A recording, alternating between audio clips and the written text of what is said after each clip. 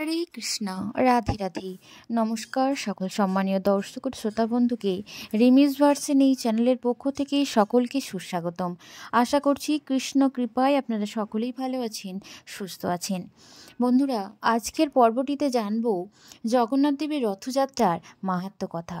2025 সালের রথযাত্রা এবং উল্টো রথযাত্রার সময়সূচি, রথের দিন কোন কোন কাজগুলি করা নিষিদ্ধ এবং কি কি কাজ করবেন, জগন্নাথ দেবের হাত পা নেই কেন, পুরীর রথযাত্রার ইতিহাস সম্পর্কে, জগন্নাথ দেবের কৃপা লাভের জন্য ওই দিন কি করবেন, এই সমস্ত কিছু নিয়ে জানবো আজকের এই পর্বটিতে। বাংলা পঞ্জিকা অনুসারে এবছর রথযাত্রা উৎসব পালন করা হবে বাংলার 12ই আষাঢ় 1432 বঙ্গাব্দ এবং ইংরাজি 27শে জুন 2025 শুক্রবার দ্বিতীয়া 1:20 এবং পুনর্বসু নক্ষত্র দিবা 9:45, ব্যাঘাত যোগ রাত্রি 12:24, কৌলবকরণ দিবা 1:20 গতে তৈলিককরণ রাত্রি 7:51 গতে গড়করণ।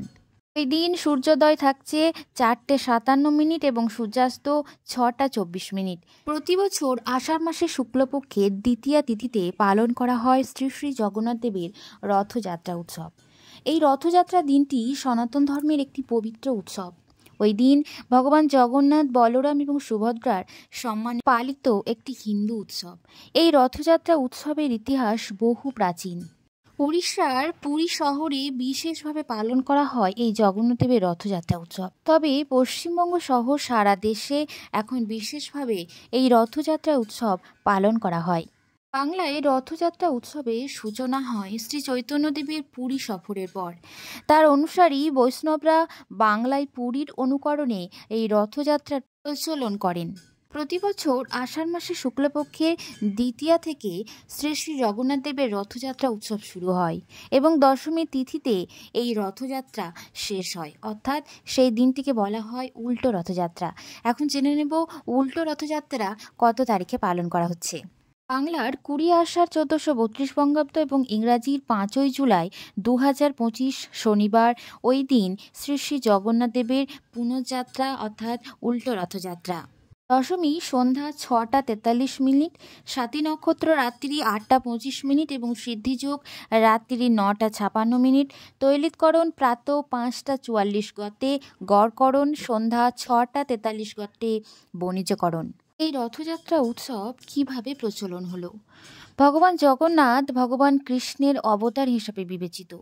তার বড় ভাই বলরাম এবং তার বোন সুভদ্রার সঙ্গে প্রতি বছর উড়িষ্যার পুরী শহরে রথযাত্রার জন্য বের হন এবং এই যাত্রা সারা বিশ্বে রথযাত্রা নামে পরিচিত। জগন্নাথ দেবের এই রথযাত্রায় অংশগ্রহণের পুণ্য 100 যজ্ঞের সমান। বিশেষজ্ঞরা বলছেন যে শ্রীকৃষ্ণ, বলরাম এবং সুভদ্রার রথ নির্মাণের মধ্য দিয়ে এই অক্ষয় তৃতীয়ার দিন থেকেই রথযাত্রার প্রস্তুতি শুরু হয়।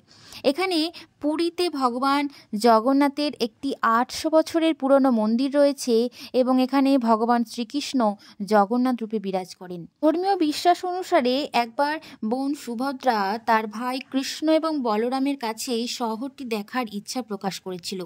তারপর উভয় ভাই তাদের বোন সুভদ্রার জন্য একটি বিশাল রথ প্রস্তুত করে এবং তাতে চড়ে তিনজনেই নগর ভ্রমণে বের হয়। পথে তিনজনই গুন্ডিচায় তাদের মাসির বাড়িতে গিয়েছিলেন এবং এখানে 7 দিন অবস্থান করেছিলেন। তারপর শহর পরিভ্রমণ শেষ হলে পুরীতে ফিরে আসেন। তারপর থেকেই প্রতি বছর 3 ভাই বোন তাদের রথে শহর ভ্রমণে যান এবং তাদের মাসির বাড়ি গুন্ডিচা মন্দিরে যান।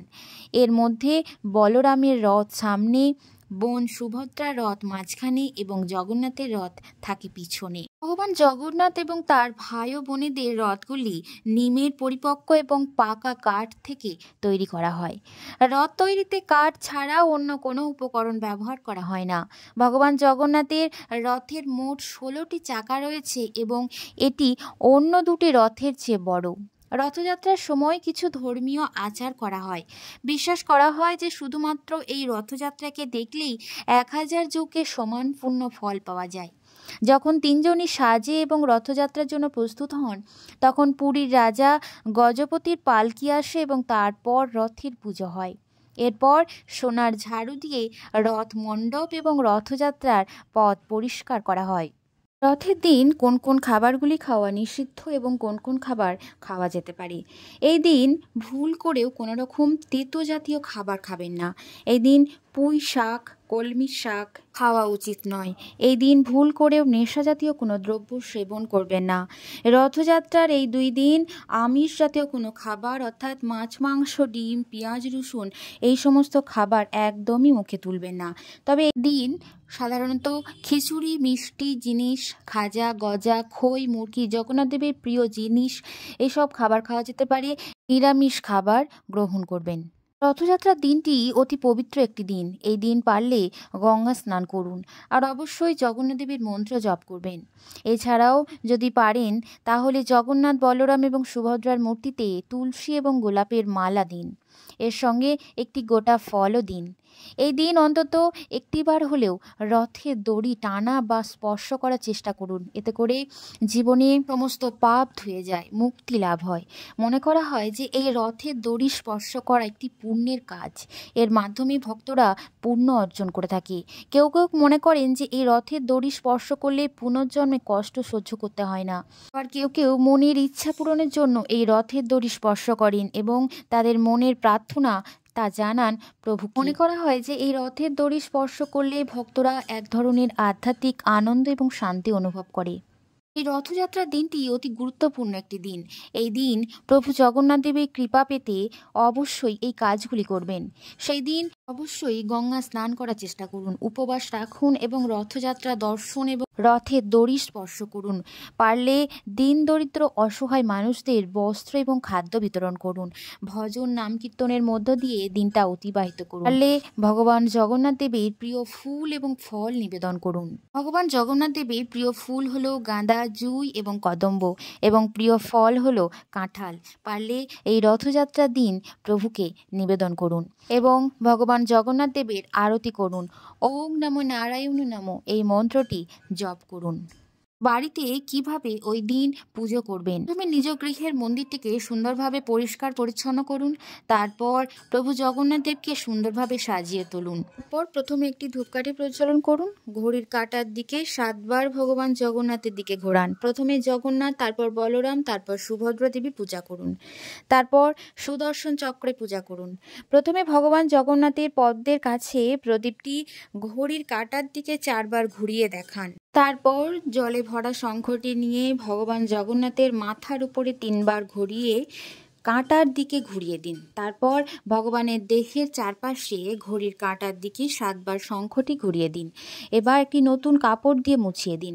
ভগবান জগন্নাথকে ফুল নিবেদন করুন এবং ঘড়ির কাঁটার দিকে 7 বার ঘুরিয়ে ফুল নিবেদন করুন জগন্নাথ, বলরাম এবং সুভদ্রাকে। জগন্নাথ দেবের পুরো শরীরে চাদর দিয়ে হাওয়া করুন, 7 বার করে হাওয়া করুন। জগন্নাথের পর বলরাম, তারপর সুভদ্রাকে হাওয়া করুন। তারপর সুদর্শন চক্রেও হাওয়া দিন। অবশ্যই ময়ূরের পাখা দিয়ে হাওয়া করুন, এতে মিলবে জগন্নাথ দেবের কৃপা।